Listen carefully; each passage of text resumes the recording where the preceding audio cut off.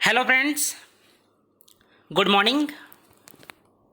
चलिए, जो पांचों मेगा टेस्ट हुआ था उसका मॉडल आंसर, आपके प्राप्तांक, इसके बारे में आज बात कर लेते हैं। क्षमा चाहूँगा, जो आपका वीडियो और आपके प्राप्तांक का मेगा टेस्ट का वीडियो संडे को आता है, आज मंगलवार को आ रहा है। कारण यह है कि संडे को मेरा प्रीलिम्स की कक्षाएं थी, मतलब एग्ज़ाम था, प्रीलिम्स का एग्ज़ाम था। कल मैं ऐसे क्षेत्र में जा गया था जहां नेटवर्क का बहुत प्रॉब्लम था, इसलिए पुनः आपसे क्षमा चाहूँगा। चलिए, पहले पांचों मेगा टेस्ट का मॉडल आंसर देख लेते हैं। उसके बाद 30वां दिन का, अर्थात कल का, और आज का 31वां दिन का, दोनों का मॉडल आंसर आज रात को कोशिश करूँगा 9 बजे आपको प्राप्त हो जाए। तो चलिए शुरुआत करते हैं।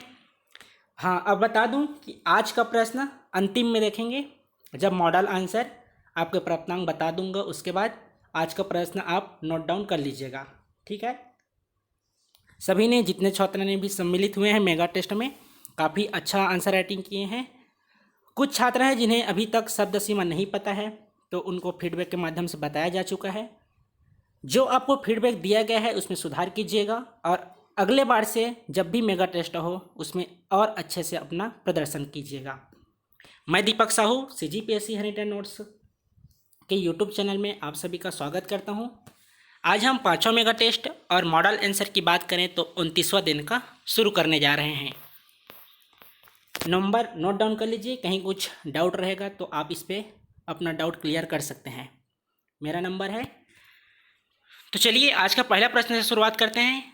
ये आपका सरप्राइज़, जब मैं कल कक्षा ले रहा था तो प्रारंभ करने वाला था, तो नेटवर्क के इश्यू के कारण आपका आज सरप्राइज़ क्लास आने वाला था, जो आपका कोशिश करेंगे आज ही आपको सरप्राइज़ क्लास मिल जाए। अगर आज नहीं मिल पाएगा तो कल आपको एक सरप्राइज़ क्लास सर के माध्यम से दिया जाएगा।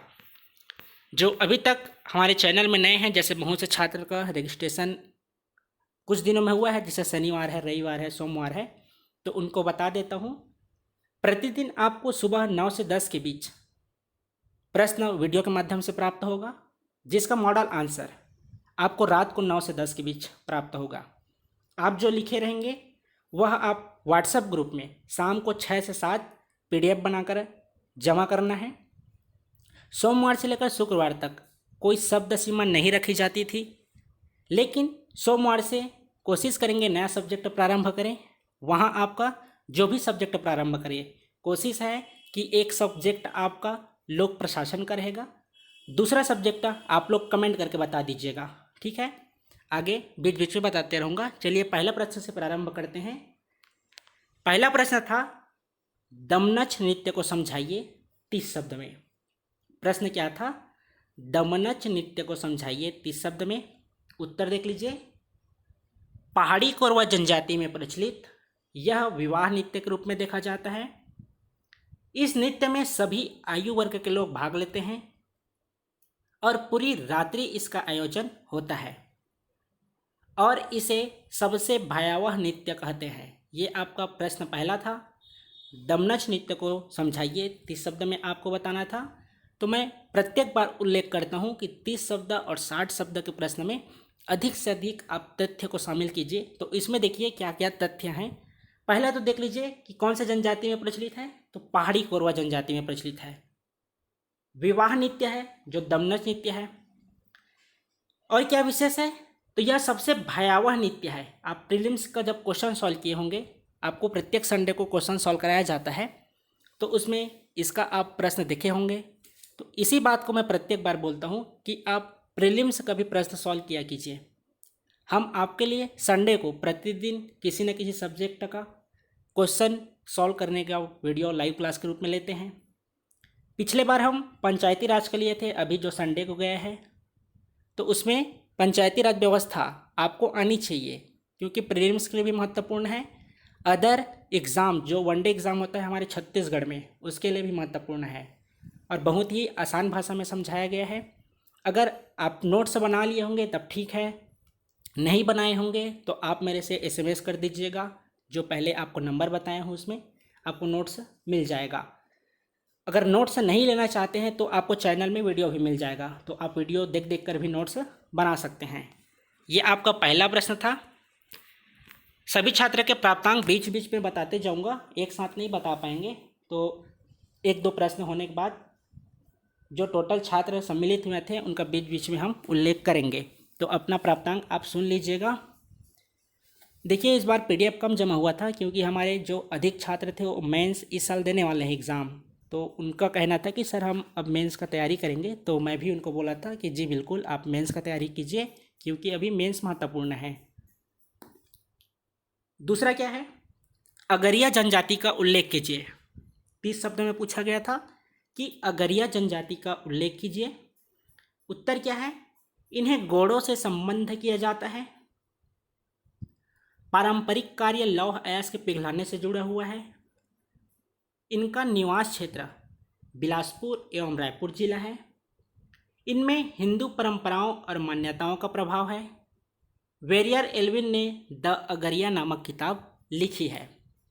तथ्य क्या है, तो अगरिया घोड़ों से संबंध जाती है, इनका पारंपरिक कार्य लौह अयस्क पिघलाने से जुड़ा हुआ है, इनका निवास क्षेत्र बिलासपुर एवं रायपुर जिला है, इनमें हिंदू परंपराओं और मान्यताओं का प्रभाव है, वेरियर एल्विन ने द अगरिया नामक किताब लिखी है। ये आपका मेगा टेस्ट का दूसरा प्रश्न था। देखिए, प्रत्येक जितने भी प्रश्न दिए गए हैं आपको एक दिन पहले या उसी दिन सुबह आपको रिवीजन करने के लिए लिंक दिया जाता है वीडियो का, तो आप वीडियो एक बार देख लिया कीजिए। उसमें केवल तथ्य को ही शामिल करके समझाने का प्रयास किया जाता है। तो जब भी आप मेंस आंसर राइटिंग करते हैं तो उसमें केवल तथ्य का उल्लेख कीजिए। प्रत्येक बार बोलता हूँ 30 शब्द और 60 शब्द के प्रश्न में आप अन्यथा बातों का उल्लेख नहीं कर सकते हैं। याद रखेंगे, जनश्रुति, इनके अनुसार, उनके अनुसार, इसको कभी भी आप 30 शब्द और 60 शब्द के प्रश्नों में मत लिखिएगा। जनश्रुति तो लिखना ही नहीं है क्योंकि 125 शब्द 175 शब्द में आपको मेंस आंसर राइटिंग करना है। पहले अलग था, 250 शब्द में लिखना रहता था, तो आपको शब्द नहीं मिलता था, तो आप जनश्रुति का उल्लेख कर सकते थे। लेकिन अब ऐसा वर्तमान सिलेबस में ऐसा नहीं रहा है। प्रश्न तीसरा था, जनजातियों में प्रचलित धार्मिक समस्या को समझाइए। तो आपको धार्मिक समस्या का उल्लेख करना था। तो क्या है जनजातियों में प्रचलित धार्मिक समस्या, देख लीजिए। आपको जो सोमवार से लेकर शुक्रवार तक प्रश्न सॉल्व कराया जाता है उसमें इस बात का हम उल्लेख कर चुके हैं। उत्तर देख लीजिए, जनजातीय समाज में हिंदू धर्म, ईसाई धर्म के प्रभाव से विभिन्न समस्या उत्पन्न हुई है। एक ही समूह के लोगों द्वारा अलग अलग धर्म अपनाए जाने से परस्पर टकराव, विवाद की स्थिति उत्पन्न हो रही है। धर्मांतरण जैसी घटनाओं में वृद्धि हुई है। ये आपका जनजातियों में प्रचलित धार्मिक समस्या है, आपसे 30 शब्दों में पूछा गया है। तो आप 30 शब्द के प्रश्न में मैक्सिमम आप 40 शब्द यूज़ कर सकते हैं, लेकिन 30 से कम बिल्कुल मत कीजिएगा, ठीक है। एक बार और देख लीजिए, जनजातीय समाज में हिंदू धर्म, ईसाई धर्म के प्रभाव से विभिन्न समस्या उत्पन्न हुई है। एक ही समूह के लोगों द्वारा अलग अलग धर्म अपनाए जाने से परस्पर टकराव, विवाद की स्थिति उत्पन्न हो रही है। धर्मांतरण जैसी घटनाओं में वृद्धि हुई है। ये आपका तीसरा प्रश्न था। देखिए, प्रीलिम्स का सिलेबस अलग होता है और मेंस का अलग होता है। प्रीलिम्स में आप केवल तथ्य को याद करते हैं, जबकि मेंस में आप उसको लिखते हैं। तो इसमें से जो आपको बहुत प्रश्न मिलेंगे आप कहीं भी प्रीलिम्स में नहीं पढ़ते हैं। तो जिनको भी छत्तीसगढ़ का सामाजिक परिदृश्य हो या छत्तीसगढ़ का इतिहास हो, इसका मेंस का नोट्स चाहिए होगा, तो मेरे को आप SMS कर सकते हैं। तो चलिए कुछ छात्रों के प्राप्तांक देख लेते हैं, उसके बाद चौथा प्रश्न पे बात करेंगे। नम्रता साहू, आप वीडियो देख रहे हैं जी? नम्रता साहू क्लास में हैं। आपका प्राप्तांक अंक हैं 68। देख रहे हैं तो लाइव चैट में कीजिए यस करके। भुवनेश्वरी गोस्वामी, आप क्लास देख रहे हैं जी? भुवनेश्वरी गोस्वामी हैं, आप क्लास देख रहे हैं। आपके प्राप्तांक अंक हैं 20। प्रिया शर्मा, आपके प्राप्तांक अंक हैं 57। आगे हम और उल्लेख करेंगे इसके बारे में। पहले चौथा प्रश्न देख लेते हैं। चौथा प्रश्न आपको दिया गया था, जनजातियों में जीवित सत्तावाद क्या है? 30 शब्द में बताना था। प्रश्न आपसे जीवित सत्तावाद के बारे में पूछा गया था। तो इसमें से जो मेंस इस साल नहीं पढ़े हैं, जो केवल प्रीलिम्स के बाद मेंस आंसर राइटिंग प्रारंभ किए हैं, वे छात्र नहीं लिख पाए हैं। तो देख लीजिए जीवित सत्तावाद क्या है, आप साथ ही साथ नोट्स बनाया कीजिए ताकि आपका बाद में यह काम आए। उत्तर देख लीजिए। इस मान्यता के अनुसार प्रत्येक वस्तु, चाहे वह जड़ हो या चेतन हो, उसमें जीवित सत्ता होती है और उसमें विश्वास के आधार पर ही अनेक मान्यताओं की उत्पत्ति होती है। इसे अलौकिक माना जाता है। इसको मैं छत्तीसगढ़ जब सामान्य परिचय का कक्षा ले रहा था तो इसके बारे में उल्लेख किया था कि उनकी मान्यताएं कैसी होती है। तो एक बार और देख लीजिए, जनजातियों में जीवित सत्तावाद क्या है। तो इस मान्यता के अनुसार प्रत्येक वस्तु, चाहे वह जड़ हो या चेतन हो, उसमें जीवित सत्ता होती है और उसमें विश्वास के आधार पर ही अनेक मान्यताओं की उत्पत्ति होती है। इसे अलौकिक माना जाता है। ये आपका 30 शब्द के प्रश्न में पूछा गया था, तो आपको 30 शब्द में उल्लेख करना था। जो मेंस पढ़े हैं ठीक लिखे थे, फिर भी शब्द सीमा को आप लोग ध्यान रखा कीजिए। 5वां प्रश्न देखिए, गणेश उत्सव का वर्णन कीजिए। आपसे केवल 30 शब्द में पूछा गया था। तो 30 शब्द में आप उस बातों का उल्लेख नहीं कर सकते हैं जहाँ तो 175 शब्द 125 शब्द में स्थान नहीं रहता है। जैसे कुछ छात्र लिखे हैं, एक दो, केवल एक दो ना, ज़्यादा छात्र नहीं लिखे हैं। क्या लिखे हैं? इस दिन मद्यपान करते हैं, शराब का सेवन करते हैं और डीजे के माध्यम से नाचते हैं। इसमें हुंडरबाजी ज़्यादा होता है, अब शब्दों का ज़्यादा प्रयोग करते हैं। गणेश उत्सव मनाने का उद्देश्य केवल पीना और नाचना है। तो इन सभी का उल्लेख आप नहीं कर सकते हैं। नहीं तो आप 125 शब्द में 175 शब्द के में आप मेंस आंसर राइटिंग कर रहे हैं और मेंस की तैयारी कर रहे हैं, तो केवल उन्हीं बातों को लिखिएगा जो पॉजिटिव हो। निबंध में अलग होता है, निबंध में आपको निष्कर्ष भी देना रहता है, तो उसमें आप निगेटिव शामिल कर सकते हैं। लेकिन प्रश्न में आप इस बातों का उल्लेख नहीं कर सकते और नहीं कभी कीजिएगा। देख लीजिए, गणेश उत्सव का वर्णन कीजिए। 30 शब्द में पूछा गया था। गणेश चतुर्थी हिंदुओं का एक प्रमुख त्यौहार है। भादो माह के शुक्ल चतुर्थी से आरंभ होकर अनंत चतुर्दशी तक यह उत्सव मनाया जाता है। इस समय रायगढ़ में चक्रधर समारोह आयोजित होता है। ये आपको लिखना ही था कि चक्रधर समारोह रायगढ़ में आयोजित होता है। तो एक बार और देख लीजिए, गणेश उत्सव क्या है। गणेश चतुर्थी हिंदुओं का एक प्रमुख त्यौहार है। भादो माह के शुक्ल चतुर्थी से आरंभ होकर अनंत चतुर्दशी तक यह उत्सव मनाया जाता है। इस समय रायगढ़ में चक्रधर समारोह आयोजित होता है। ये आपका मेगा टेस्ट का 5वां प्रश्न था। गणेश उत्सव का वर्णन कीजिए, 30 शब्द में आपको बताना था। तो ये आपका 5वां प्रश्न हुआ। 6वां प्रश्न पूछा गया था, छत्तीसगढ़ में हुए जंगल सत्याग्रह के कारण को बताइए। 30 शब्द में पूछा गया है कि छत्तीसगढ़ में हुए जंगल सत्याग्रह के कारण को बताइए। तो 30 शब्द में आप अलग अलग जंगल सत्याग्रह को टॉपिक देकर अलग अलग का कारण उल्लेख नहीं कर सकते हैं। आपको सभी का अवलोकन करके एक निश्चित आंसर लिखना था। तो देख लीजिए क्या है।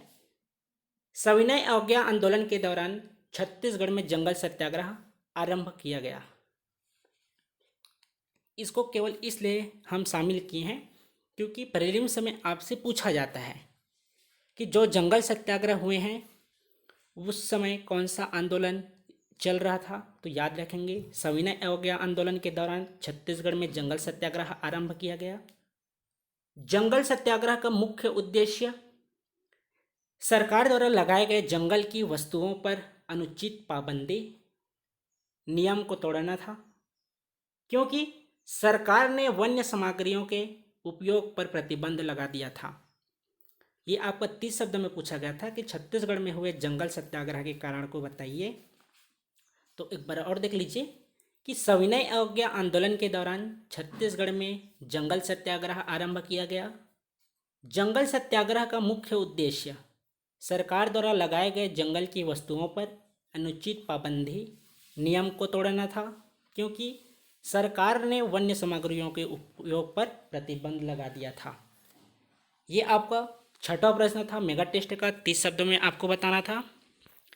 जो इंग्लिश मीडियम वाले छात्र हैं, आप हिंदी का ट्रांसलेट करके हमारे जितेंद्र सर से चेक करा सकते हैं, लेकिन ट्रांसलेट जो मॉडल आंसर आपको हिंदी में दिया जा रहा है उसका चेक करवाएंगे जब ट्रांसलेट करेंगे तो, ठीक है।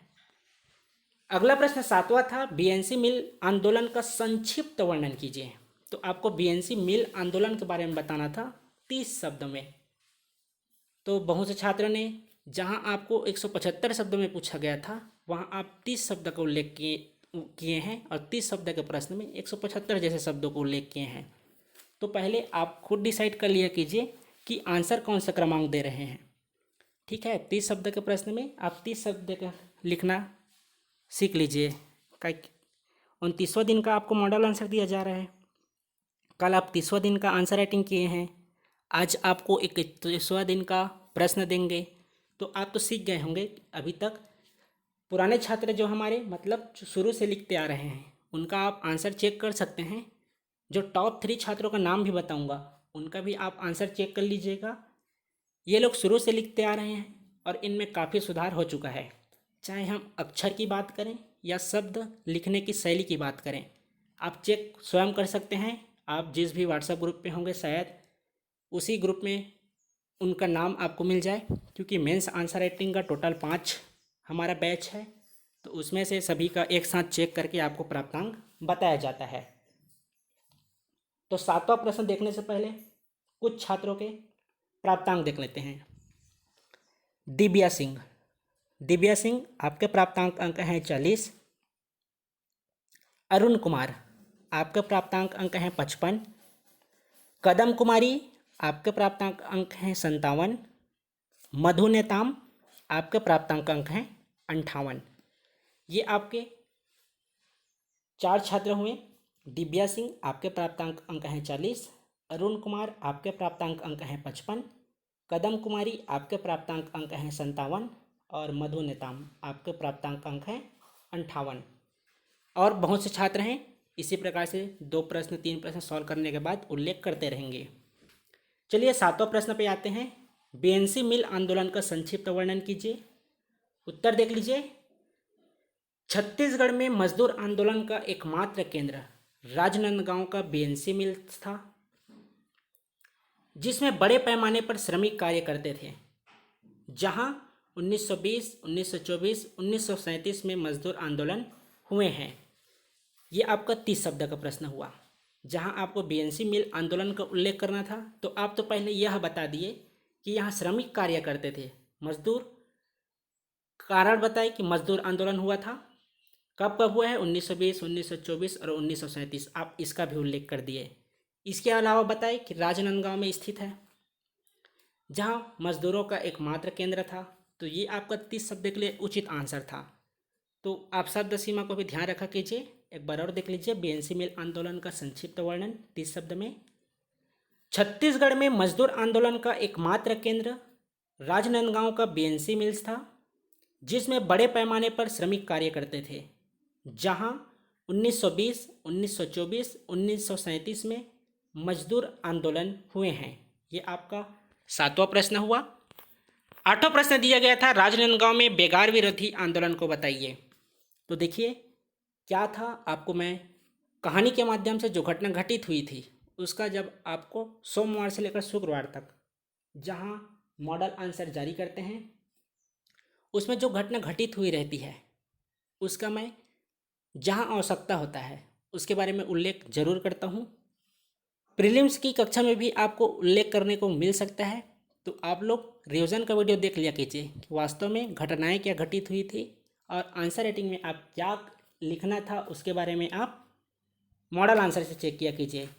क्योंकि प्रत्येक बार बोलता हूँ, फीडबैक में भी बोलता हूँ, और जहाँ आपकी कमियाँ रहती है वहाँ भी इस बात का उल्लेख करता हूँ कि आप 30 शब्द और 60 शब्द के प्रश्न में अन्यथा बातों को आप जगह नहीं दे सकते हैं, क्योंकि मेंस अलग होता है और प्रीलिम्स अलग होता है।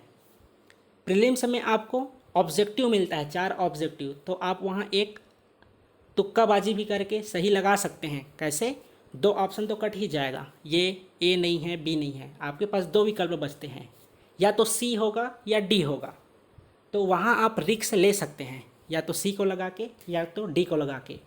लेकिन मेंस आंसर राइटिंग में आप ज़्यादा अन्यथा बातों को नहीं लिख सकते, खास करके 30 और 60 शब्द के प्रश्न में, क्योंकि देखिए छोटा प्रश्न रहता है और चेकर आसानी से इसको पढ़ सकता है। तो आप लोग विशेष ध्यान रखा कीजिए। देख लीजिए राजनांदगांव बेगार विरोधी आंदोलन के बारे में। राजनांदगांव बेगार विरोधी आंदोलन 1879। 1857 ईस्वी में राजनांदगांव सामंती राज्य का दर्जा प्राप्त किया और नगर बना, जिससे किसान बेगारी से त्रस्त होने लगे। इस बेगार के खिलाफ सेवता ठाकुर ने नेतृत्व की, लेकिन विद्रोह कुचल दिया गया। ये आपका राजनांदगांव बेगार विरोधी आंदोलन 1879। क्या हुआ था? 1857 ईस्वी में राजनांदगांव सामंती राज्य का दर्जा प्राप्त किया और नगर बना, जिससे किसान बेगारी से त्रस्त होने लगे। इस बेगार के खिलाफ सेवता ठाकुर ने नेतृत्व की, लेकिन विद्रोह कुचल दिया गया। ये रहा आपका 8वां प्रश्न का मॉडल आंसर। 9वां प्रश्न देखिए, आपको प्रश्न पूछा गया था 1899 से 1900 का अकाल और छत्तीसगढ़ में असंतोष को बताइए। 9वां प्रश्न था 1899 से 1900 का अकाल और छत्तीसगढ़ में असंतोष को बताइए। क्या था देख लीजिए।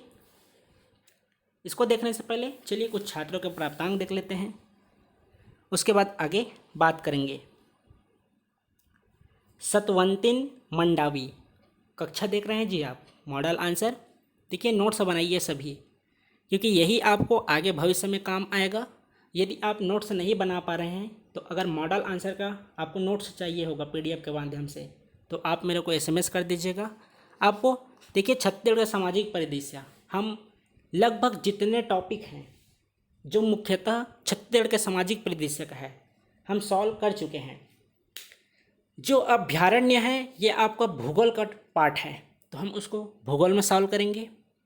प्रमुख व्यक्तित्व का आपको बताना है, छत्तीसगढ़ के इतिहास में भी बताना है, सामाजिक परिदृश्य में बताना है, और भूगोल में भी आपको बताना है प्रमुख व्यक्तित्व के बारे में। इसका हम अलग से आपको टेस्ट लेंगे। जैसे आज के मेगा टेस्ट प्रश्न में जो 5वां मेगा टेस्ट है, उसमें आपको एक दिया गया है, आप सभी जानते हैं, सेकंड लास्ट प्रश्न आपको दिया गया था, ठीक है। उसी तरह से आपको अलग से हम सॉल्व कराएंगे। तो छत्तीसगढ़ का सामाजिक परिदृश्य लगभग समाप्त हो चुका है। प्रत्येक टॉपिक पे हम सभी टॉपिक से लगभग जितना प्रश्न पूछा गया है और पूछने की संभावना है और पूछे जाते हैं उसको सॉल्व किए हैं। देखिए जो पर्व, उत्सव, त्यौहार, मेले हैं, उन सभी में बता चुका हूँ कि आप कौन कौन से तथ्य को पहले लिखेंगे, किसको बाद में लिखेंगे और किसको नहीं लिखेंगे।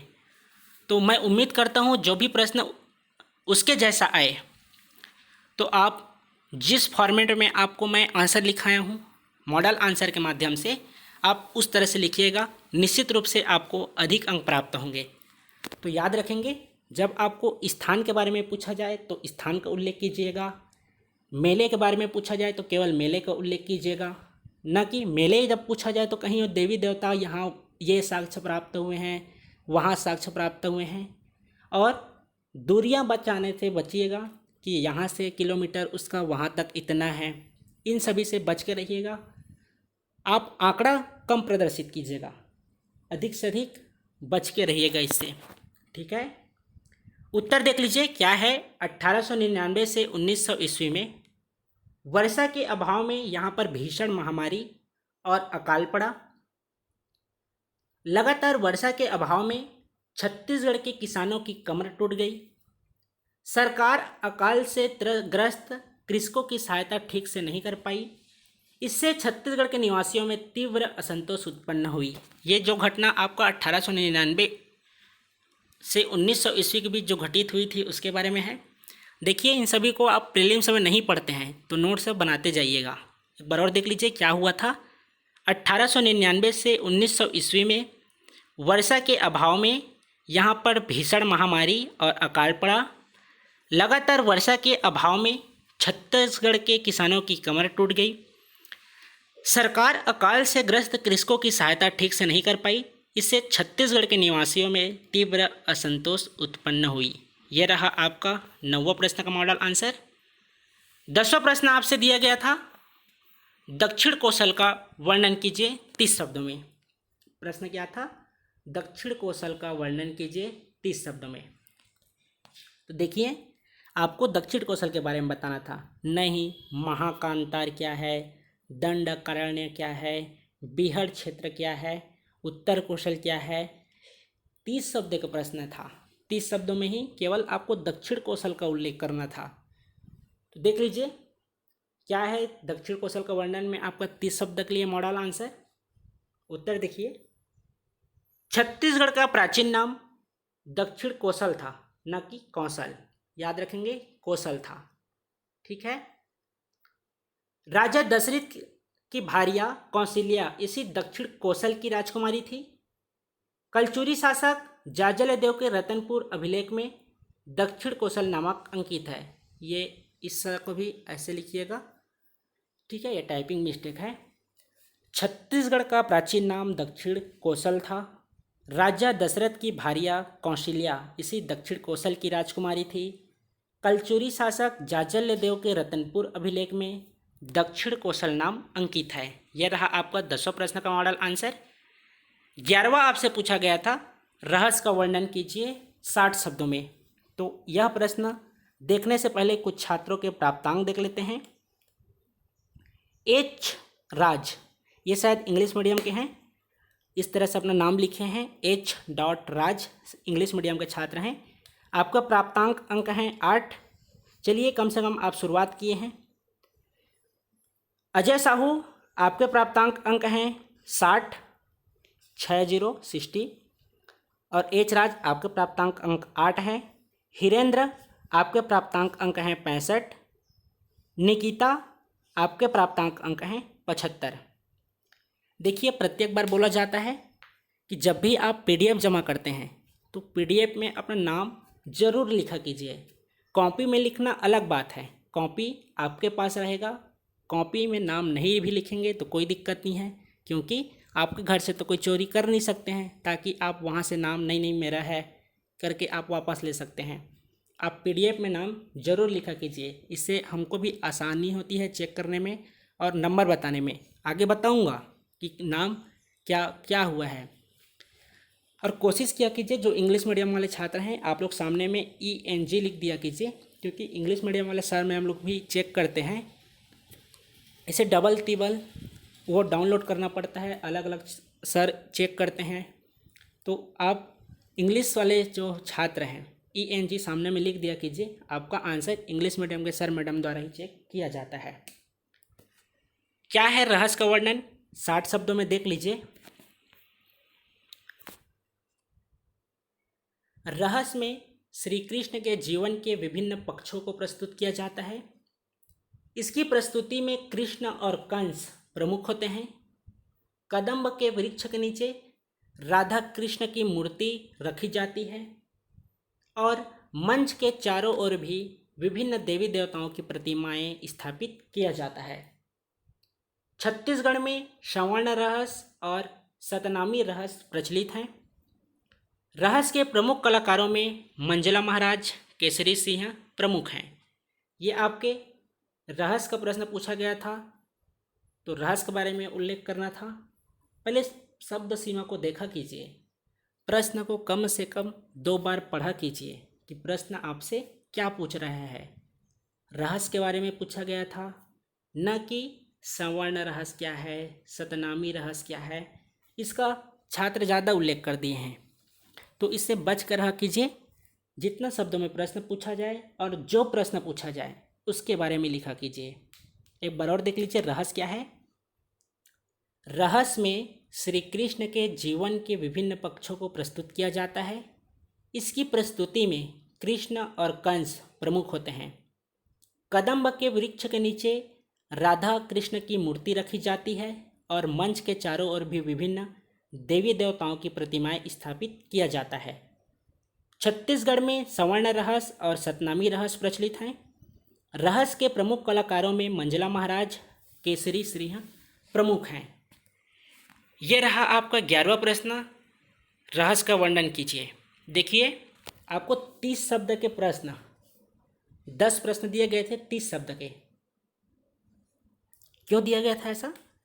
क्योंकि वर्तमान में जो सिलेबस है उसमें आपका 30 शब्द और 60 शब्द का सर्वाधिक महत्व है। 30 शब्द और 60 शब्द में सर्वाधिक महत्व के साथ ही साथ इसमें लिखने में भी दिक्कत होती है कि कौन कौन से तथ्य को शामिल करें कि नहीं करें। इसका अभ्यास आप अभी से करिए, क्योंकि एग्ज़ाम हॉल में ज़्यादा दिक्कत नहीं होगा। प्रतिदिन मॉडल आंसर जारी किया जाता है, आप लोग नोट्स बनाया कीजिए। निश्चित रूप से यह आपका भविष्य में भी काम आएगा। ये रहा आपका जो 10 प्रश्न आए थे, आपको दिए गए थे मेगा टेस्ट में 30 शब्दों के, उसके बारे में मॉडल आंसर जारी हो गया। 11वां प्रश्न का भी देख लिए। 12वां प्रश्न दिया गया था, गेड़ी नृत्य क्या है समझाइए, 60 शब्दों में आपसे पूछा गया था। तो देख लीजिए, गेड़ी नृत्य के बारे में 60 शब्द में पूछा गया था। उत्तर, गेड़ी नृत्य छत्तीसगढ़ के दक्षिण में मुड़िया जनजाति में प्रचलित यह नृत्य भी घोटुल के सदस्यों द्वारा किया जाता है। इस नृत्य के दौरान गायन नहीं होता और सिर्फ पुरुष सदस्य ही भाग लेते हैं। लकड़ी की गेड़ी बनाकर उस पर तीव्र गति से उसमें नृत्य किया जाता है। इस नृत्य में शारीरिक कौशल संतुलन का व्यापक और उल्लेखनीय रूप से प्रचलन होता है। इसे डिटोंग भी कहा जाता है। जो गेड़ी नृत्य है उसे डिटोंग भी कहा जाता है। तो समझिए गेड़ी नृत्य क्या है, एक बार और देख लीजिए, कुछ छात्र नहीं लिख पाए हैं। छत्तीसगढ़ के दक्षिण में मुड़िया जनजाति में प्रचलित यह नृत्य भी घोटुल के सदस्य द्वारा किया जाता है। इस नृत्य के दौरान गायन नहीं होता और सिर्फ पुरुष सदस्य ही भाग लेते हैं। लकड़ी की गेड़ी बनाकर उस पर तीव्र गति से उसमें नृत्य किया जाता है। इस नृत्य में शारीरिक कौशल संतुलन का व्यापक और उल्लेखनीय रूप से प्रचलन होता है। इसे डिटोंग भी कहा जाता है। यह रहा आपका 12वां प्रश्न। देखिए, आपको आज का 31वां दिन का प्रश्न अंतिम में देंगे। जो छात्र नहीं लिखते हैं आप लोग भी लिखिएगा, शुरुआत तो कीजिए, कम से कम अभ्यास कीजिए। निश्चित रूप से आपका फीडबैक हम शनिवार को मेगा टेस्ट में देंगे, इसलिए आप प्रयास कीजिए कि सोमवार से लेकर शुक्रवार तक आप लिखते रहिए। सभी अंत तक देखें। आप सभी को अंत में आज का प्रश्न दिया जाएगा। भले ही वीडियो लेट से आई है, लेकिन कोशिश यही रहती है हमारी कि आपको सही और पूर्ण जानकारी दें। इसलिए आपको पुनः बता देता हूँ, रविवार को हमारा प्रीलिम्स का एग्ज़ाम था, जिसके कारण आपको मॉडल आंसर आपके फीडबैक नहीं दे पाए थे। सोमवार को पूरा हो गया था, आपके फीडबैक जांच सब कर चुके थे, मॉडल आंसर भी। क्लास लेने में दिक्कत हो गई नेटवर्क इशू के कारण। और अभी आपका सैटरडे का आपका मेगा टेस्ट का मॉडल आंसर, फीडबैक और आपके प्राप्तांक का उल्लेख कर रहे हैं। सोमवार का प्रश्न और आज मंगलवार का प्रश्न, दोनों का मॉडल आंसर कोशिश करूंगा आपको 9 बजे प्राप्त हो जाए। 13वां प्रश्न दिया गया था, 6वीं शताब्दी में छत्तीसगढ़ में बौद्ध धर्म का उल्लेख कीजिए। आपको बौद्ध धर्म का उल्लेख 6वीं शताब्दी में छत्तीसगढ़ के दृष्टिकोण से करना था। बहुत से छात्र भारतीय इतिहास में बौद्ध धर्म का उल्लेख किए हैं। तो पहले समझिए कि प्रश्न आपका पूछ क्या रहा है, और आप भी ध्यान दीजिए कि छत्तीसगढ़ का सामाजिक परिदृश्य चल रहा है, छत्तीसगढ़ का इतिहास की बात हो रही है पेपर में, तो कहाँ आप भारतीय इतिहास पे चले गए। पहले ध्यान दीजिए, आपको पुनः बता देता हूँ, छत्तीसगढ़ का सामाजिक परिदृश्य और छत्तीसगढ़ का इतिहास का मेंस आंसर राइटिंग कर रहे हैं, जिसमें आपका छत्तीसगढ़ का सामाजिक परिदृश्य लगभग समाप्त हो चुका है। छत्तीसगढ़ का इतिहास है, इसको भी हम रविवार तक कंप्लीट करने का प्रयास करेंगे। नहीं भी होगा तो सोमवार को देखते हैं, बहुत जल्द इसको समाप्त करेंगे। और लोक प्रशासन, एक आपका सब्जेक्ट लोक प्रशासन, और कोई दूसरा ऐसा सब्जेक्ट लेंगे जो आपका प्रीलिम्स में भी काम आए, ताकि आपके प्रीलिम्स की भी तैयारी धीरे से होते रहे और आपका मेंस आंसर राइटिंग भी होता रहे। इसके बारे में आपको जल्द ही सूचना दी जाएगी क्योंकि छत्तीसगढ़ का सामाजिक परिदृश्य लगभग समाप्त हुआ है ना, पूरा नहीं हुआ है। पहले भी बताया हूँ कि उसमें से जो कुछ टॉपिक बचा हुआ है वह आपका छत्तीसगढ़ के भूगोल का पार्ट है, तो हम उसका छत्तीसगढ़ के भूगोल में अध्ययन करेंगे। ठीक है, उत्तर देख लीजिए। 6वीं शताब्दी ईसा पूर्व में हुई धार्मिक क्रांति के फलस्वरूप बौद्ध धर्म का उदय हुआ। इसके संस्थापक महात्मा बुद्ध थे। चीनी यात्री ह्वेनसांग दक्षिण कोसल अपने यात्रा विवरण में बौद्ध और हिंदू धर्म की स्थिति का वर्णन किया है। उनके अनुसार महर्षि गुप्त बालार्जुन ने बौद्ध विहारों को उदारतापूर्वक दान किए थे। इस समय सिरपुर, आरंग, तुरतुरिया तथा मल्लार नहीं है, मल्हार है आदि बौद्ध धर्म के प्रमुख केंद्र थे। एक बार और देख लीजिए। 6वीं शताब्दी ईसा पूर्व में हुई धार्मिक क्रांति के फलस्वरूप बौद्ध धर्म का उदय हुआ। इसके संस्थापक महात्मा बुद्ध थे। चीनी यात्री ह्वेनसांग दक्षिण कोसल अपने यात्रा विवरण में बौद्ध और हिंदू धर्म की स्थिति का वर्णन किया है। उनके अनुसार महर्षि गुप्त बालार्जुन ने बौद्ध विहारों को उदारतापूर्वक दान किए थे। इस समय सिरपुर, आरंग, तुरतुरिया तथा मल्हार आदि बौद्ध धर्म के प्रमुख केंद्र थे। यह रहा आपका 13वां प्रश्न। 14वां प्रश्न आपसे पूछा गया था, मराठा शासन के समय न्याय व्यवस्था कैसी थी? 60 शब्दों में बताना था। पुनः बता रहा हूँ कि मराठा शासन के समय न्याय व्यवस्था कैसी थी, 60 शब्दों में बताना था। इसमें हम आपको ज़्यादा शब्दों में उल्लेखित कर रहे हैं क्योंकि आप प्रीलिम्स में इसको नहीं पढ़ते हैं, नहीं कहीं पढ़ाया जाता है, नहीं कहीं आपको नोट्स में मिलेगा। तो समझ लीजिएगा न्याय व्यवस्था कैसी थी। उसको जानने से पहले कुछ छात्रों के प्राप्तांक देख लेते हैं। खुशी कक्षा देख रहे हैं जी आप? खुशी, आपका प्राप्तांक अंक है 35। रेखा कुजूर देख रहे हैं आज की कक्षा का वीडियो। रेखा कुजूर, आपके प्राप्तांक अंक हैं 55। पिंकी मांकुर देख रहे हैं जी आप? पिंकी मांकुर, आपका प्राप्तांक अंक हैं 70।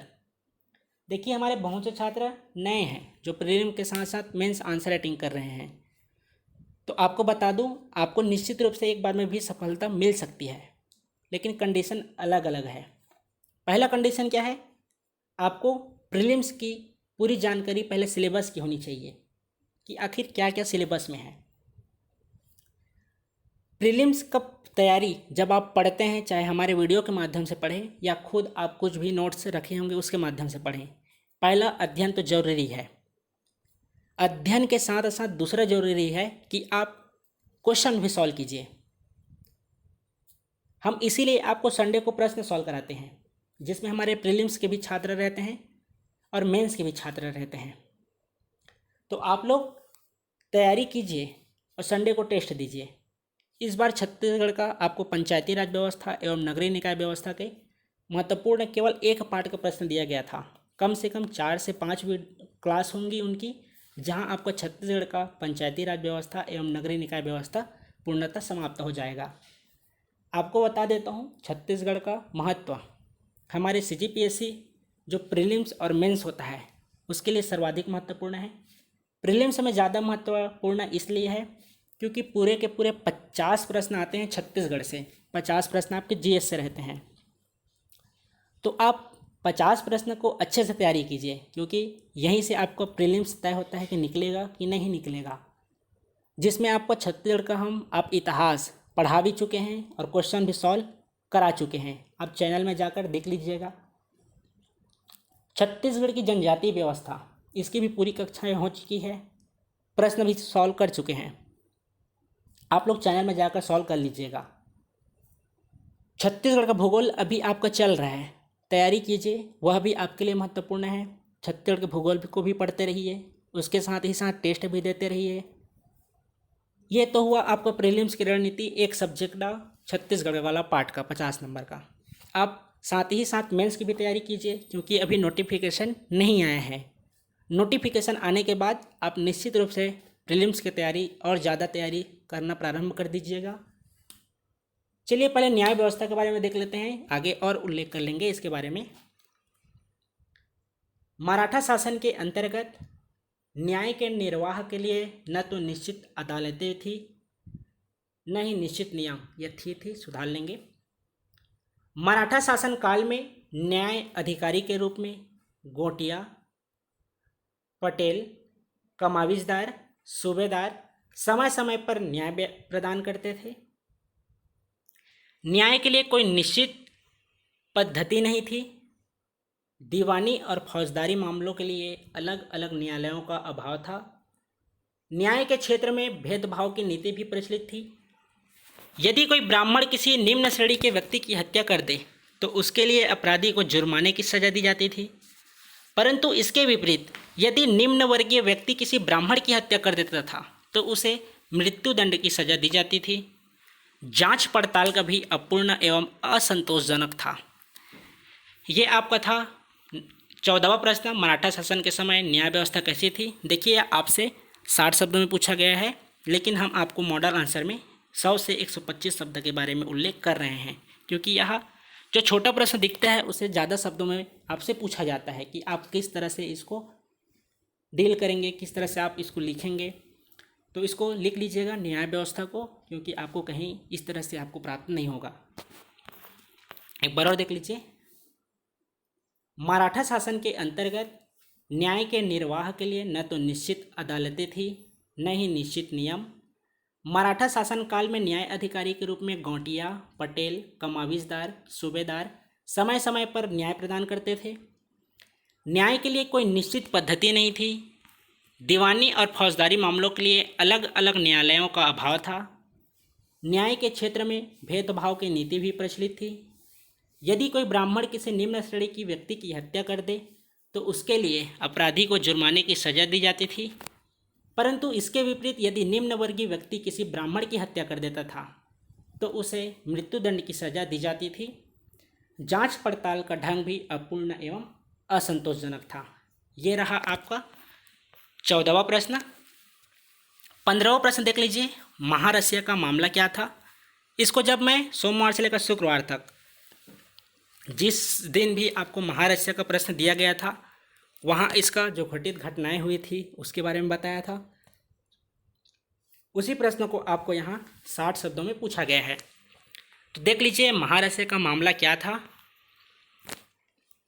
देख लेते हैं, फिर आगे बात करेंगे। महारसिया का मामला, नवागढ़ का विद्रोह 1818 में हुआ था, जिसके नेतृत्वकर्ता महारसिया थे। मराठा शासन के समय शासक पद पर न रहते हुए भी व्यक्तिगत 300 रुपये मासिक भत्ता दिया जाता था। किसे दिया जाता था? तो जो महारसिया था, जो नवागढ़ के विद्रोह का नेतृत्व करता था, उसे मराठा शासन के समय शासक पद पर नहीं रहते हुए भी व्यक्तिगत 300 रुपये मासिक भत्ता दिया जाता था। मराठा राज्य के विरुद्ध होने के कारण 300 रुपये प्राप्त होता था, ठीक है, लेकिन उनके विरुद्ध होने के कारण उसे इस सुविधा से वंचित कर दिया गया था। आपको 300 रुपये दिया जा रहा था, आप उनके खिलाफ अगर जाएंगे तो निश्चित रूप से आपको वंचित करेंगे। लेकिन 1819 में मिस्टर एगेन्यू ने मासिक भत्ता 500 रुपये कर दिया और विद्रोह समाप्त हो गया। इनके विद्रोह को देखते हुए जो मिस्टर एगेन्यू थे, उन्होंने मासिक भत्ता 500 रुपये कर दिया और विद्रोह समाप्त हो गया। इसका घटित घटनाएं क्या थी, आप मॉडल आंसर में देख लीजिएगा, वहाँ आपको इसका घटित घटना का उल्लेख किया था।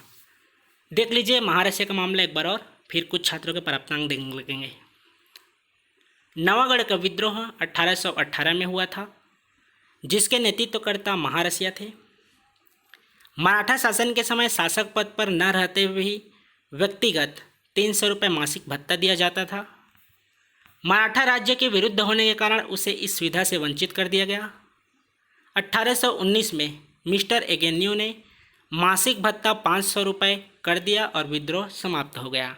ये आपके 60 शब्द के 5 प्रश्न दिए गए थे। यह भी आपके लिए महत्वपूर्ण है, यहाँ से आपको सर्वाधिक अंक प्राप्त हो सकते हैं।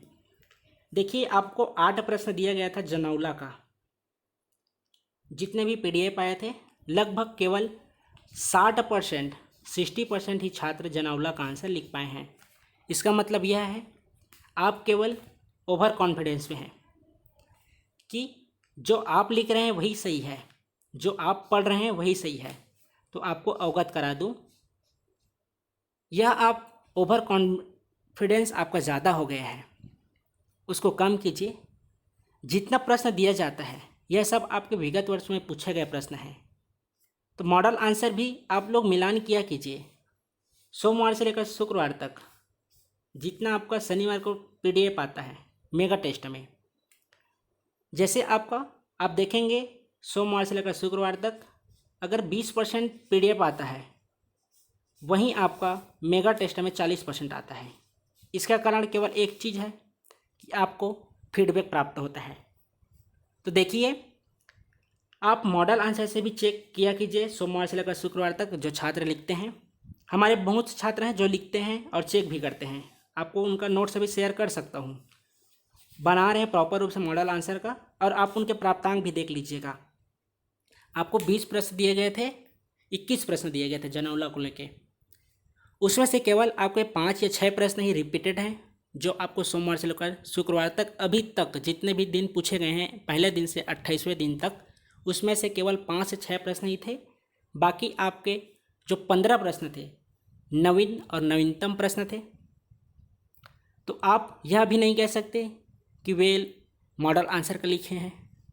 देखिए, अगर आप लगातार लिखते रहेंगे तो आपकी समझ भी बढ़ेगी, अक्षर में सुधार भी होगा और वर्णमाला भी आपका सुधरेगा। तो मैं तो यही कहूँगा कि आप लोग लिखिए और लगातार लिखते रहिए। प्रश्न 16, भद्रानाट का उल्लेख कीजिए, 100 शब्द में पूछा गया था। तो देख लीजिए भद्रानाट के बारे में। भद्रानाट भद्रा जनजाति के लोगों द्वारा किया जाने वाला नृत्य नाट्य, मड़ई, जात्रा व अन्य प्रमुख शुभ अवसरों पर इसका आयोजन किया जाता है। इस पर उड़िया प्रभावी होने के कारण उड़िया नाट्य भी कहा जाता है। भद्रा नाट्य का कथानक विषय वस्तु पौराणिक कथाओं से जुड़ा हुआ होता है, जिनमें लंका दहन, दुर्योधन वध, अभिमन्यु वध जैसे कथानक शामिल होते हैं। भद्रा नाट्य में कलाकारों के साज सज्जा पोशाक पर इसका विशेष महत्व होता है। मृदंग, नगाड़ा, मंजीरा आदि का वाद्य यंत्र के रूप में प्रयोग किया जाता है। इसकी एक प्रमुख विशेषता विभिन्न प्रकार के मुहावरों का प्रयोग किया जाता है। ये आपका रहा भद्रानाट, आपसे 100 शब्दों में पूछा गया था। एक बार और देख लीजिए भद्रानाट क्या है। भद्रानाट भद्रा जनजाति के लोगों द्वारा किया जाने वाला नृत्य नाट्य है, जिसे मड़ई, जात्रा व अन्य प्रमुख शुभ अवसरों पर इसका आयोजन किया जाता है। इस पर उड़िया प्रभावी होने के कारण उड़िया नाट्य भी कहा जाता है। भद्रा नाट्य का कथानक विषय वस्तु पौराणिक कथाओं से जुड़ा हुआ होता है, जिनमें लंका दहन, दुर्योधन वध, अभिमन्यु वध जैसे कथानक शामिल होते हैं। भद्रा नाट्य में कलाकारों के साज सज्जा पोशाक पर इसका विशेष महत्व होता है। मृदंग, नगाड़ा, मंजीरा आदि का वाद्य यंत्र के रूप में प्रयोग किया जाता है। इसकी एक प्रमुख विशेषता विभिन्न प्रकार के मुहावरों का भी प्रयोग किया जाता है। यह रहा आपका भद्रानाट, जिसे आपको 100 शब्दों में पूछा गया था। 17वां प्रश्न आपसे पूछा गया है, कलचुरी कालीन समाज में स्त्रियों की स्थिति को बताइए। तो बहुत से छात्र अन्यथा बात का ज़्यादा उल्लेख किए हैं। देखिए, आप अन्यथा बातों को भी उस तरह से लिखिए जिससे आपको लगे कि हाँ, ये कहीं कुछ पढ़े हैं, लिखे हैं। आप कहीं पढ़े लिखे रहते हैं तब आपका अगर कुछ भी अन्यथा बात उल्लेख करते हैं उस टॉपिक से संबंधित, अगर पढ़े लिखे रहेंगे तो अलग उसका प्रभाव दिखता है जब आप आंसर लिखे रहेंगे, और न ही कभी आप पढ़े लिखे रहेंगे उस टॉपिक के माध्यम से उस टॉपिक को लेकर, तो आप अन्यथा बातों का ज़्यादा उल्लेख करेंगे। इससे पता चल जाता है कि कहाँ आपने ज़्यादा अन्यथा बात का उल्लेख किए हैं और कहाँ आप कहीं कुछ न कुछ पढ़े हैं और कुछ समझ के लिखे हैं। इस दोनों में अलग से आंसर पता चल जाता है। तो देख लीजिए, कलचुरी कालीन समाज में स्त्रियों की स्थिति को बताइए। तो देख लीजिए, कलचुरी कालीन समाज में स्त्रियों की स्थिति एक पुत्री के रूप में, पत्नी के रूप में एवं एक माँ के रूप में सम्मानजनक थी। इनका धार्मिक और राजकीय दोनों क्षेत्रों पर वर्चस्व कायम था। कलचुरी कालीन दानपत्रों में कभी कभी दानकर्ता के नाम के साथ उसकी पुत्री का नाम भी लिखा हुआ मिलता है, जिससे इस बात की पुष्टि होती है कि स्त्रियों का अपने पितृगृह में संरक्षित स्थान था। जाजलदेव प्रथम के रतनपुर शिलालेख से ज्ञात होता है कि जाजलदेव ने सोमेश्वर देव को पराजित कर उसे पत्नियों सहित बंदी बना लिया था, लेकिन उनकी माता के हस्तक्षेप करने पर सबको स्वतंत्र कर दिया था। तो बताइए जी, जो सोमेश्वर देव को पराजित कर उनकी पत्नियों को जो बंदी बना लिए थे पूर्ण परिवार सहित, जो उनकी माता थी उनका क्या नाम था, जिनके आग्रह पर जाजलदेव प्रथम ने सबको छोड़ दिया था? लाइव चैट में बताइए या अंतिम में आप कमेंट बॉक्स में बताइए। उनकी माता का नाम क्या था सोमेश्वर देव की, जिनके कहने पर जाजलदेव प्रथम ने उनकी जो परिवार को बंदी बना लिया गया था उन्हें स्वतंत्र कर दिया गया था? कमेंट करके बता दीजिएगा। एक बार और देख लीजिए आंसर, सभी बताइएगा जी जितने लोग देख रहे हैं। कलचुरीकालीन समाज में स्त्रियों की स्थिति को बताइए, 100 शब्दों में पूछा गया था। एक बार और देख लीजिए। कलचुरीकालीन समाज में स्त्रियों की स्थिति एक पुत्री के रूप में, पत्नी के रूप में एवं एक माँ के रूप में सम्मानजनक थी। इनका धार्मिक और राजकीय दोनों क्षेत्रों पर वर्चस्व कायम था। कलचुरीकालीन दानपत्रों में कभी कभी दानकर्ता के नाम के साथ उसकी पुत्री का भी नाम लिखा हुआ मिलता है, जिससे इस बात की पुष्टि होती है कि स्त्रियों का अपने पितृगृह में संरक्षित स्थान था। जाजलदेव प्रथम के रतनपुर शिलालेख से ज्ञात होता है कि जाजलदेव ने सोमेश्वर देव को पराजित कर उसे पत्नियों सहित बंदी बना लिया था, लेकिन उनकी माता के हस्तक्षेप करने पर सबको स्वतंत्र कर दिया था। यह रहा आपका 7वां प्रश्न का मॉडल आंसर। 18वां प्रश्न आपसे पूछा गया था, 1857 के विद्रोह में नारायण सिंह के योगदान का मूल्यांकन कीजिए। जो घटना घटित हुई थी इसके में, जो बिंझवार जनजाति से संबंधित है नारायण सिंह, आप सभी जानते हैं। इसमें क्या घटना घटित हुई थी आपको मैं प्रीलिम्स की कक्षा में बताया था, याद होगा शायद आप लोगों को। तो आप वो घटना घटित हुई थी जब आपसे 175 शब्द में पूछा जाता तो आप उल्लेख कर सकते थे, लेकिन 125 शब्द में वहाँ स्थान उसका नहीं रहता है। इसका मॉडल आंसर देखने से पहले कुछ छात्रों के प्राप्तांक देख लेते हैं। अंतिम में ही देखेंगे हम सभी के टॉप 3 छात्रों का नाम हम उल्लेख करेंगे। प्रगति बंजारे देख रहे हैं कक्षा जी, प्रगति बंजारे आपके प्राप्तांक अंक हैं 70। अमर सिंह आपके प्राप्तांक अंक हैं 80। गरिमा देवांगन आपके प्राप्तांक अंक भी हैं 70। दीपिका तामस्कर आपके प्राप्तांक अंक हैं 60। उज्ज्वल आपके प्राप्तांक अंक हैं 45। समृद्धि आपके प्राप्तांक अंक हैं 55। और भी बहुत से छात्र हैं जिनका हम अंक एक प्रश्न के बाद और देखेंगे। उसके बाद ही हम प्रश्न के बारे में आज के बात करेंगे। 31वां दिन का प्रश्न आपको कौन कौन से लिखना है।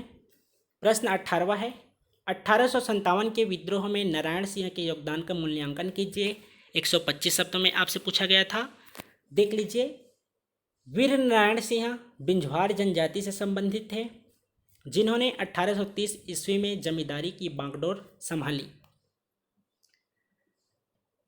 ब्रिटिश साम्राज्य के विरुद्ध 1857 में जब विप्लव प्रारंभ हुआ, तब रायपुर की जनता एवं सैनिकों ने सोना खान के जमींदार वीर नारायण सिंह को अपना नेता चुना। उस समय सोना खान के जो जमींदार नारायण सिंह थे, रायपुर के बंदी गृह में लगभग 10 माह की सजा काट रहे थे। अपने ऊपर तैनात तीसरी रेजिडेंट के पहरेदार को अपनी ओर मिलाकर नारायण सिंह 27 अगस्त 1857 को जेल से निकल भागे।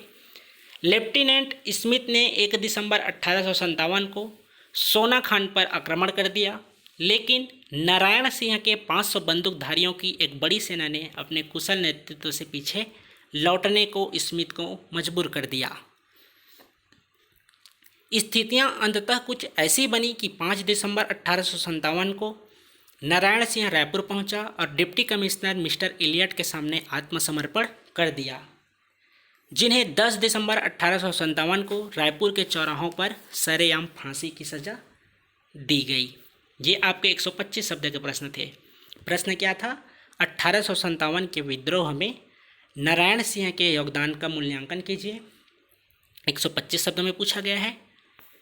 बरौर देखिए, वीर नारायण सिंह बिंझवार जनजाति से संबंधित थे, जिन्होंने 1830 ईस्वी में जमींदारों जमींदारी की बागडोर संभाली।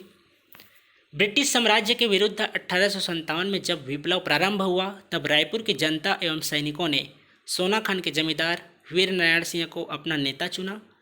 उस समय सोना खान के जमींदार नारायण सिंह रायपुर के बंदी गृह में लगभग 10 माह की सजा काट रहे थे। अपने ऊपर तैनात तीसरी रेजिडेंट के पहरेदार को अपनी ओर मिलाकर नारायण सिंह 27 अगस्त 1857 को जेल से निकल भागे। लेफ्टिनेंट स्मिथ ने 1 दिसंबर 1857 को सोना खान पर आक्रमण कर दिया, लेकिन नारायण सिंह के 500 बंदूकधारियों की एक बड़ी सेना ने अपने कुशल नेतृत्व से पीछे लौटने को स्मिथ को मजबूर कर दिया। स्थितियां अंततः कुछ ऐसी बनी कि 5 दिसंबर 1857 को नारायण सिंह रायपुर पहुंचा और डिप्टी कमिश्नर मिस्टर इलियट के सामने आत्मसमर्पण कर दिया, जिन्हें 10 दिसंबर 1857 को रायपुर के चौराहों पर सरेआम फांसी की सजा दी गई। आत्मसमर्पण क्यों किया था, इसको आपको जानना होगा, तो आप प्रीलिम्स की कक्षा का वीडियो देख लीजिएगा। अगर आपको यहाँ उल्लेख करूँगा तो वीडियो की कक्षा का आपका और लंबा हो जाएगा। कुछ प्रश्न, 3 प्रश्न और बचे हैं, उसके बाद आज का प्रश्न देखेंगे। थोड़ा देर और देख लीजिए और नोट्स बना लीजिएगा ना। 1900 प्रश्न पूछा गया था, गुरु घासीदास का वर्णन कीजिए 125 शब्द में। ये आपके प्रमुख व्यक्तित्व का प्रश्न था। इसी तरह से और भी हैं जो आपको छत्तीसगढ़ के इतिहास में भी देखने को मिलेगा, छत्तीसगढ़ सामाजिक परिदृश्य में भी देखने को मिलेगा। जब हम छत्तीसगढ़ का भूगोल पढ़ लेंगे उसके बाद इसका प्रश्न हम सॉल्व करेंगे। यह भी एग्जाम में के दृष्टिकोण से महत्वपूर्ण है। देख लीजिए, गुरु घासीदास का वर्णन कीजिए 125 शब्द में। गुरु घासीदास छत्तीसगढ़ में सतनाम पंथ के प्रवर्तक हैं। इनका जन्म 18 दिसंबर 1756 को गिरौदपुरी में हुआ था। बाल्यकाल से ही इनका वैराग्य की ओर झुकाव था। इन्होंने पशु बलि व अन्य सामाजिक कुरीतियों को आरंभ से ही विरोध किया था। सत्य से साक्षात्कार होने इनके जीवन का प्रमुख लक्ष्य। गृहस्थ जीवन में रहते हुए भी लगातार सत्य की खोज जारी रखे। इन्होंने सतनाम को आत्मसात किया और 7 प्रमुख सिद्धांत प्रस्तुत किए। तो बहुत से छात्र उनके प्रमुख सिद्धांत का उल्लेख किए हैं, जैत खाम्ब का उल्लेख किए हैं। तो पहले प्रश्न को समझिए कि आपसे पूछा क्या गया है। जैत खाम्ब आपसे पूछा गया था क्या? नहीं, तो नहीं पूछा गया था तो आपको जैत खाम्ब का उल्लेख नहीं करना था। पहले प्रश्न को समझिए क्या पूछ रहे हैं आपसे। जो आप 7 प्रमुख सिद्धांत लिखे हैं कुछ छात्र छात्राएं, तो आपकी जानकारी के लिए बता दूं, यह 7 प्रमुख सिद्धांत आपको दर्शन शास्त्र में पढ़ेंगे और आपको दर्शन शास्त्र पढ़ाया जाएगा आने वाले दिनों में। यदि अभी किसी को नोट्स चाहिए होगा दर्शन शास्त्र का, कंप्लीट दर्शन शास्त्र का मेंस का नोट्स, तो आप मुझे SMS कर दीजिएगा, आपको प्राप्त हो जाएगा। उन्होंने अपने उपदेशों और सिद्धांतों के माध्यम से समाज के वंचित लोगों में आत्मसात का संचालन किया, धार्मिक सामाजिक कुरीतियों की आलोचना किया, राज्य सरकार द्वारा सामाजिक चेतना व न्याय के क्षेत्र में योगदान के लिए गुरु घासीदास सम्मान स्थापित किया।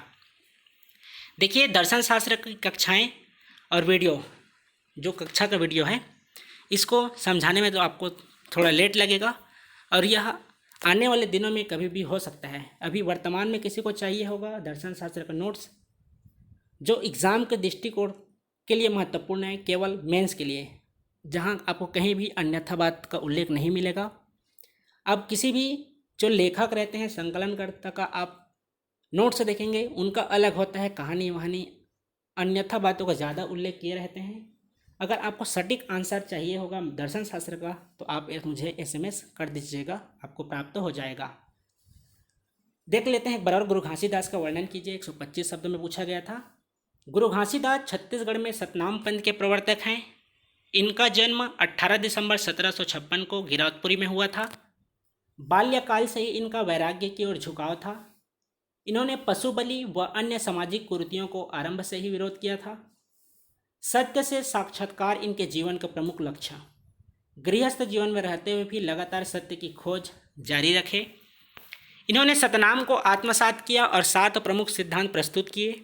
उन्होंने अपने उपदेशों और सिद्धांतों के माध्यम से समाज के वंचित लोगों में आत्मसात का संचालन किया, धार्मिक सामाजिक कुरीतियों की आलोचना किया, राज्य सरकार द्वारा सामाजिक चेतना व न्याय के क्षेत्र में योगदान देने के लिए गुरु घासीदास का सम्मान स्थापित किया।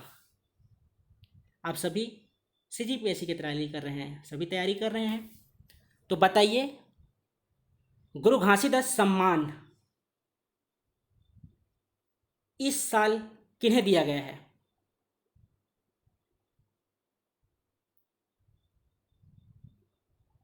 बताइएगा, कमेंट करके बता दीजिएगा। 20वां प्रश्न पूछा गया था, BNC मिल मजदूर आंदोलन पर लेख लिखिए 175 शब्द में। यहाँ आपको 30 शब्द का उल्लेख नहीं करना था। 175 शब्द में क्या लिखना था उसको देखने से पहले कुछ छात्रों के प्राप्तांक देख लेते हैं। शरद मिश्रा देख रहे हैं जी, आप कक्षा से जुड़े हुए हैं, आपके प्राप्तांक अंक हैं 62। गरिमा साहू आपके प्राप्तांक अंक हैं 66। अंजलि कुशवाहा आपके प्राप्तांक अंक हैं 78। अरविंद बंजारे आपके प्राप्तांक अंक हैं 66। मुकेश गुप्ता आपके प्राप्तांक अंक हैं 52। रीनू साहू आपके प्राप्तांक अंक हैं 75। ज्योति सिंह आपके प्राप्तांक अंक हैं 82 82। नील कुमार आपके प्राप्तांक अंक हैं 16। रोशन टोप्पो आपके प्राप्तांक अंक हैं 76। ओम प्रभा साहू आपके प्राप्तांक अंक हैं 77। जयनाम कुमार आपके प्राप्तांक अंक हैं 53। बाकी जो छात्र बचे हुए हैं उनका 20वां प्रश्न देखने के बाद देखेंगे। उसके बाद ही जनौला के बाद टॉप 3 छात्रों का नाम बताया जाएगा। BNC मिल मजदूर आंदोलन पर लेख लिखिए। उत्तर देख लीजिए।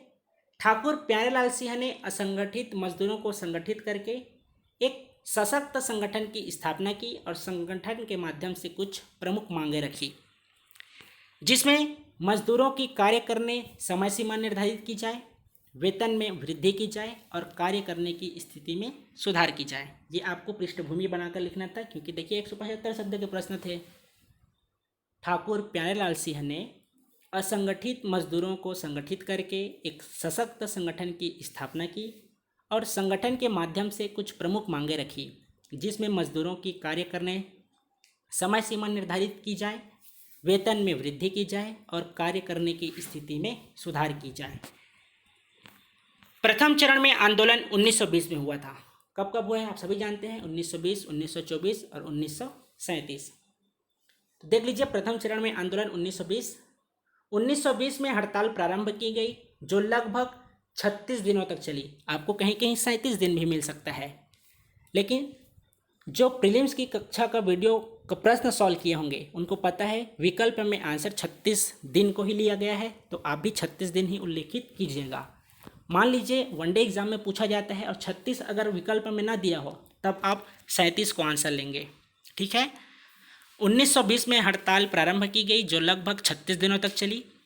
उस समय देश में चलने वाली हड़तालों में सबसे अधिक दिवस थी। प्रख्यात मजदूर नेता वी गिरे ने राजनांदगांव पहुंचकर इस आंदोलन का समर्थन किया। इस हड़ताल ने राष्ट्रीय खबरों में स्थान बनाया। प्रारंभिक चरण में आंदोलन सफल माना गया।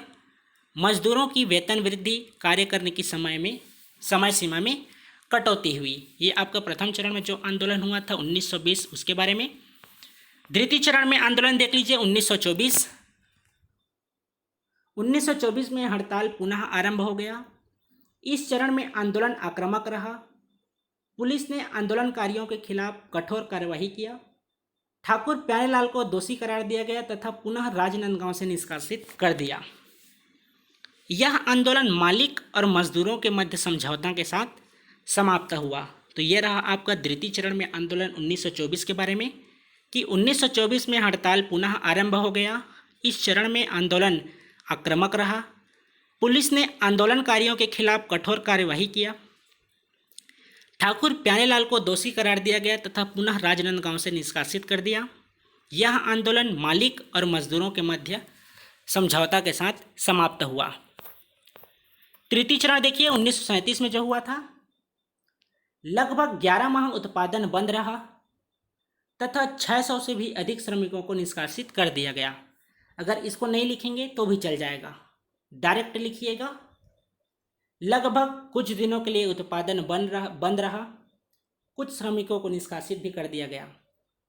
इस विषम परिस्थिति में ठाकुर प्यारेलाल ने महत्वपूर्ण भूमिका निभाई तथा मिल मालिकों के द्वारा मजदूरों को पुनः काम पर रख लिया गया। परिस्थितियां शांत होने के बाद ठाकुर प्यारेलाल के निष्कासन संबंधित आदेश रद्द कर दिया गया। ये आपका तृतीय चरण का आंदोलन जो 1937 में हुआ था उसके बारे में। देखिए, आंकड़ा से बचा कीजिए, लगभग पूर्णतः इस शब्दों का उल्लेख कीजिए। आपको सुबह भी शुरुआत में भी बताया हूँ कि आपके लिए सरप्राइज आज कक्षा आने वाली थी, जिस कक्षा को आपको कल सर लेंगे। कल आपको नेटवर्क इशू के कारण आज का मॉडल आंसर प्राप्त नहीं हो पाया था। तो चलिए कुछ छात्रों के प्राप्तांक देख लेते हैं, उसके बाद अंतिम प्रश्न की ओर बढ़ेंगे। महिमा वर्मा, आपके प्राप्तांक अंक हैं 86।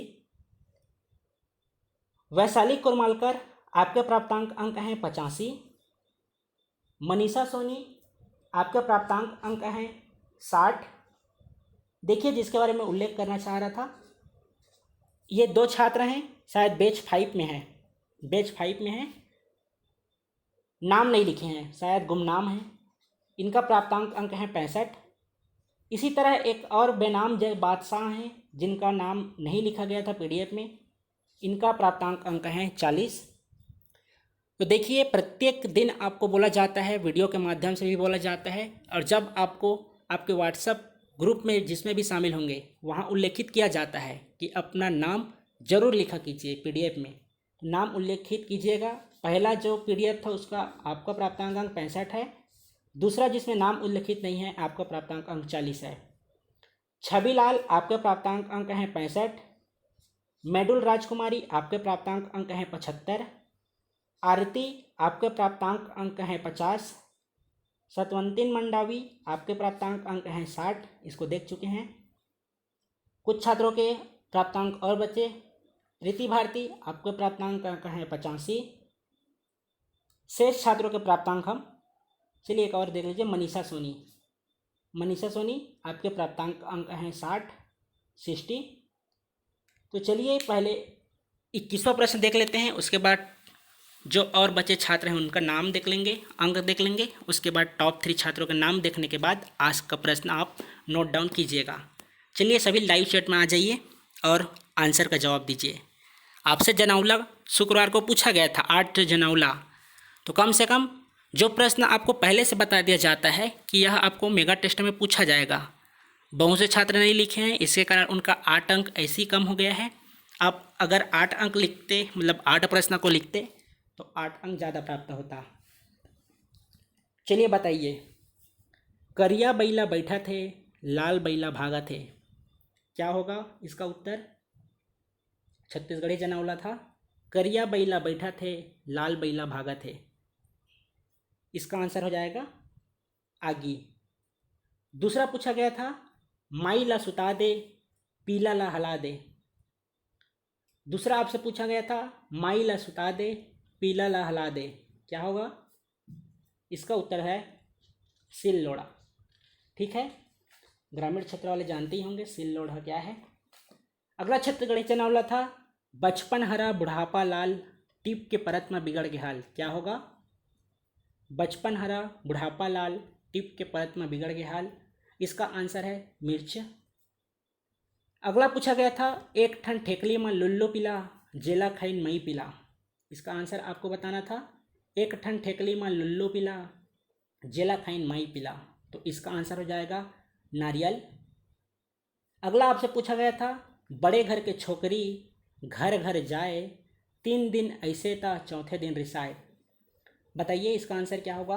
बड़े घर के छोकरी घर घर जाए, 3 दिन ऐसे था चौथे दिन रिसाए, इसका आंसर हो जाएगा पैसा।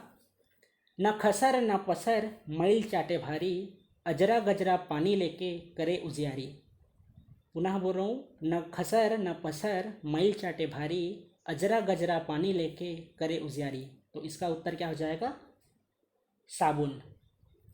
अगला आपको प्रश्न छत्तीसगढ़ी जनावला पूछा गया था, चढ़ेला नाक माँ धरेला कान, बता ओहर कोने इंसान, पुनः रिपीट कर रहा हूँ, चढ़ेला नाक माँ धरेला कान, बता ओहर कोने इंसान, तो ये आपका चश्मा था इसका आंसर।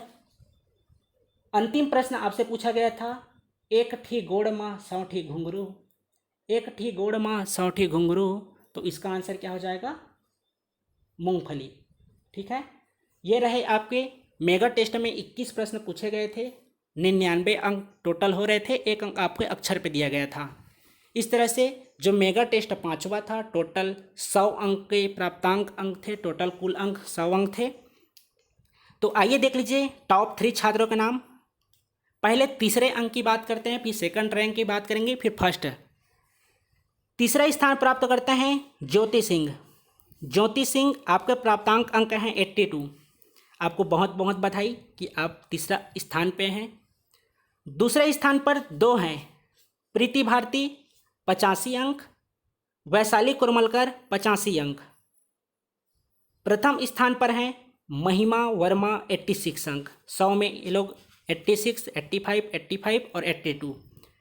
पुनः बता रहा हूँ, प्रथम स्थान पर हैं महिमा वर्मा 86, प्रीति भारती वैशाली कुरमलकर, आप दोनों के प्राप्तांक द्वितीय स्थान पर है 85 अंक।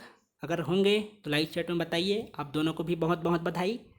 ज्योति सिंह आपके प्राप्तांक अंक हैं 82, तो आप चारों को बहुत बहुत बधाई। देखिए 5वां मेगा टेस्ट था, प्रत्येक बार टॉप 3 छात्रों का नाम चेंज हुआ है। तो इसी तरह से देखिए ये छात्र शुरू से लिखते आ रहे हैं, ये लोग शुरू से लिखते आ रहे हैं, नोट्स बनाते आ रहे हैं। अगर इनका नोट्स आप देखेंगे, मॉडल आंसर लिखते हैं, तभी आज जाके ये लोग 85, 86 अंक प्राप्त किए हैं।